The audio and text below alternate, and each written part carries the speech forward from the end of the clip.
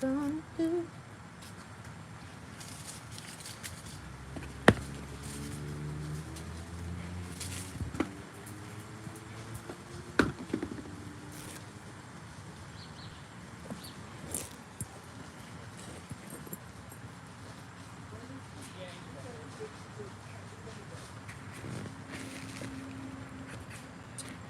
Hey guys, so someone had a question on my last live that I just did like maybe a couple of hours ago, and I was talking about awareness, and the question was how to find yourself. I'm going to repot my fiddle fig and talk about that real quick. Isn't she gorgeous? It's getting too big for this pot, so I'm going to talk about growth since I'm going to be repotting this plant because that makes sense, right? Um, so, how do you find yourself? It's different for everyone, I believe, but I'll say the key points of my process of finding myself, like figuring out who I am in the world. See, she's outgrown that pot. Look, that's how you can tell your plant has outgrown your pot because it's literally just in there. See, there's nothing left. Peace from Houston, Texas. So what I'm gonna do is knock all this extra dirt off her because I want her to go into the pot without the old dirt because I do. So, finding yourself. You're not lost. One. So let me say that. You're not lost. You're buried. You're buried under all the expectations and thoughts and needs and desires of that you've taken on from the world around you. You're not lost. When we come here, we come to this plane, we come to Earth, this realm, we come with a unique design. Just like this plant, it has a unique design. I am not disturbing this design. I'm allowing it to be the design that it came here to be, which is this plant. But what happens with humans often is our parents or caregivers interfere with our natural order. And it's not out of malice or anything. This is what they're taught. They're taught to interfere with our natural order because someone did it to them. So they teach you and pass on beliefs, ideas, expectations, and realities that they've functioned in. Can y'all hear me? Let me make sure y'all can hear me. Because I hate to be doing this and y'all can't hear me. Thank you, admin. So they pass on those things to you, their beliefs, their ideals. Wait a minute. Sorry. Almost dropped the phone. And they take away your unique design when they do that. It's not meant to be hurtful. They're not trying to harm you. It's just the way this realm is designed. And it's what's been going on for all of humanity. Someone sees something, they don't like the way it functions, and then they change the order of that thing instead of providing a space for that thing to become more of itself, like I'm going to do with this plant, just like I've done with this plant for the last year. And I got it, it was this tall. All I did was provide the space for this plant to become more of itself. And what that is a home, good soil, sunlight, water. That's all it took. And that's all it usually takes for humans, is a good home, water, an environment that's conducive to you growing more into yourself, an environment that doesn't stunt you, that doesn't tell you who you are isn't good enough. So how do you get back to those layers of you that you had to give up to survive in this reality? Investigate. Ask yourself the hard questions. Who am I really? What do I desire? What do I need? And some of those things are not going to be in alignment with who other people think you should be. Because unfortunately, you have been living someone else's program and design. We've all been doing it. It's a normal thing.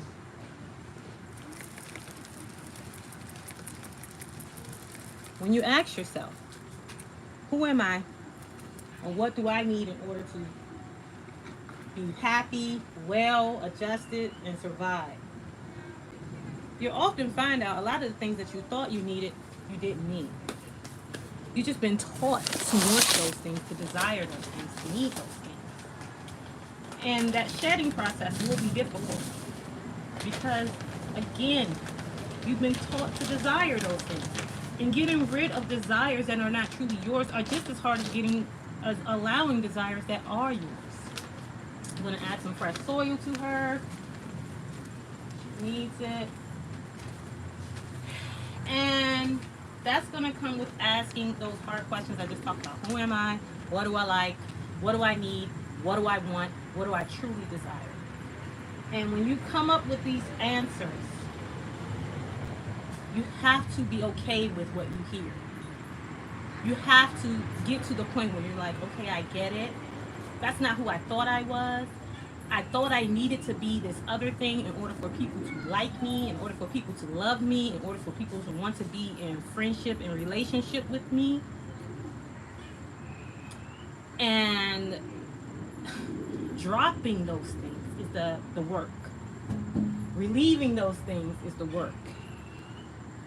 Allowing yourself to be truthful about who you are. And it's going to be, interesting because people are going to say, well, that's not who you used to be. That's not what you said. That's not how I know you.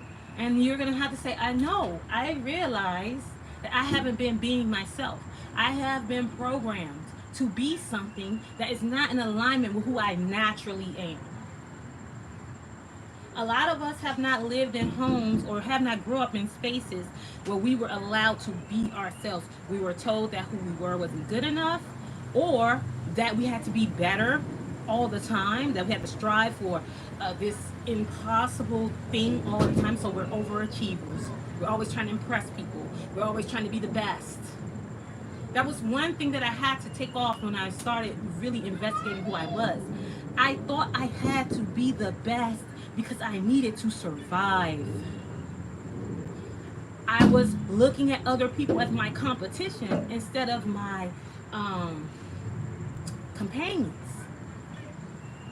And that's why life was so hard.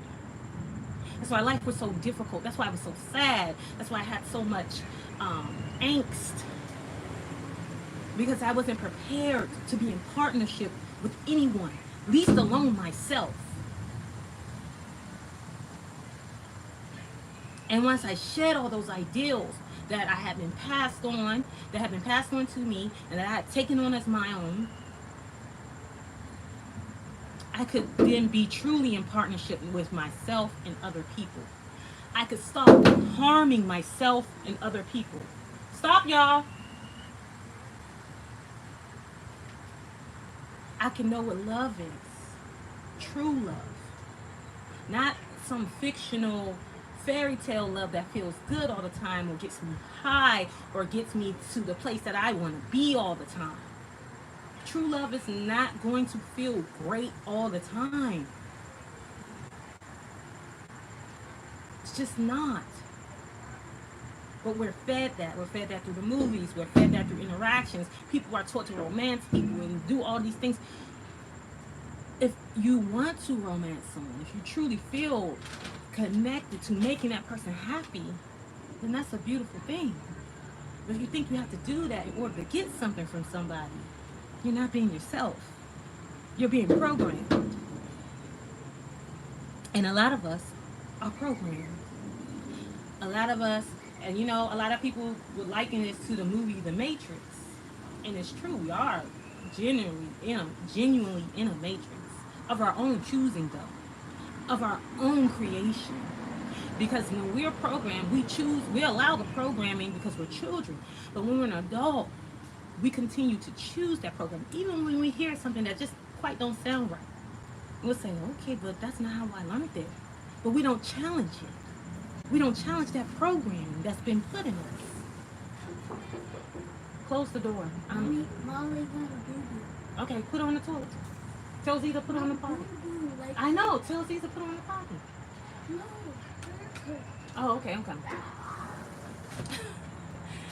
So, I just wanted to answer that question real briefly because I know that is a hard thing for people to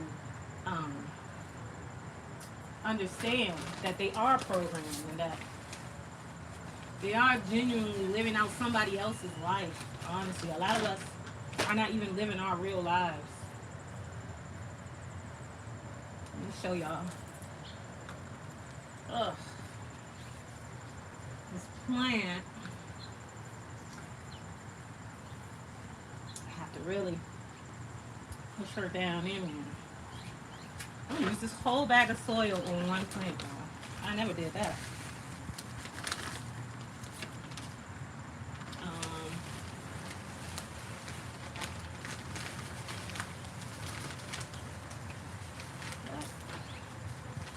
That's what she needs in order to follow her program. That's what my plant needs in order to follow her program that she was already given.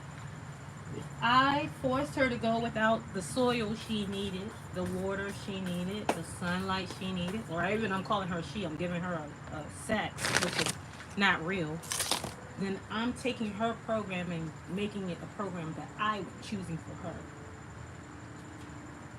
And I know this is hard to think about. This is her new home. I know that's hard to think about in that way, especially when you have children, because we have all these aspirations for our children. We want them to be all of these things. But we trust that our children have a design, a unique design, and we look for it. We allow it to show up, and we encourage that design. We'll be breaking this pattern, this program patterning that we've been in for a very long time. And this is all of us, but especially Black people here in America. We've been in a pattern program for a long time, trying to keep up with a system that's not designed for us. And then we keep sending our children through the same thing in the hopes that they'll be the ones to make it, that they'll come out on top. When if we just nurture who they naturally are, they will come out on top. But not in the way that we're programmed to think they should. So I hope this helps the person who asked, how do I find myself? Draw comparison.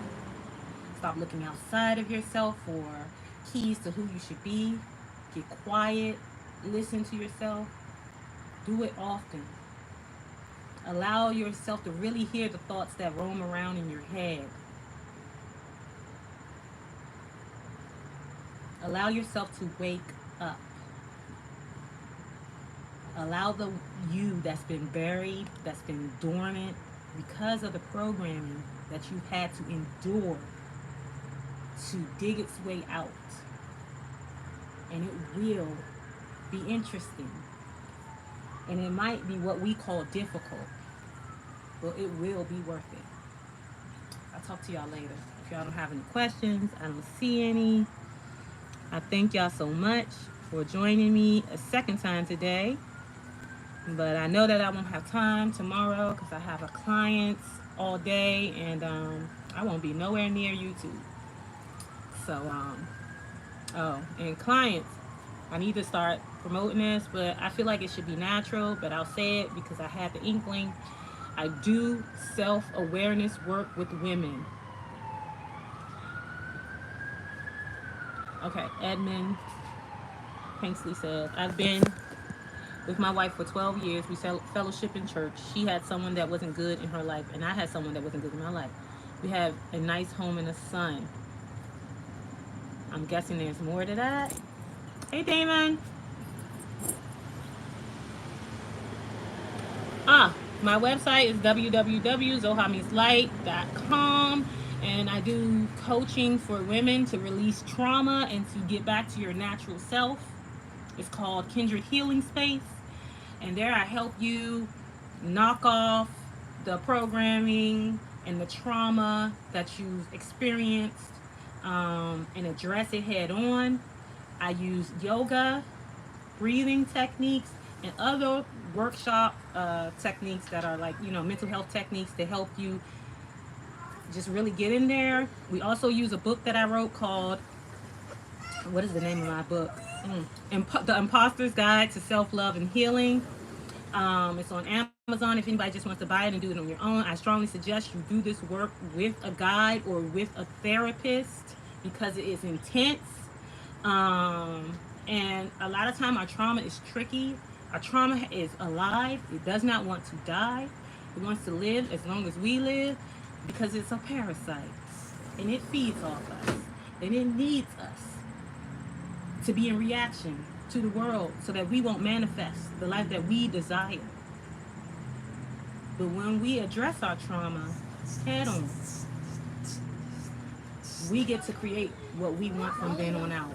Our life gets off that programmed cycle, and we can see the loops, we can see the patterns, we can see the things that we have invested in, and we can divest in the things that we no longer need and invest in the things that we see fit for ourselves. I don't minister. It's called the Imposter's Guide. It's called the Imposter's Guide to Self-Love and Living. I'll put the link in the description of this. Thank you guys. I'm just doing my part. We're all out here doing our part. I think we're all and once we get off our program and we do what we're supposed to do, we'll all be helping each other. The community will look so different. And if I do this one person at a time, once a month, I don't care. That's what I'm here to do. It's not about having a name or being rich or anything like that. It's really about getting people to where they need to be. Because I was stuck there. And I'm going to tell you, until I had this revelation, which was this book, I did not know. I did not know. All right, y'all. Thank you guys for listening. And I hope y'all have a good afternoon. Thank y'all for potting my plant with me. I'm going to take her back in the house before she gets a bug. And I don't want her in my house no more. So, I'll see you guys later. Oh. Need a robe to spread the word of positivity and love. I know that's right. Right on, brother. No, you don't. No, you don't. No, you don't. You don't need a robe. Salute, Samadi. I love that name. All right. I love you guys. I'll talk to you later. I'm about to get off now. All right. Peace.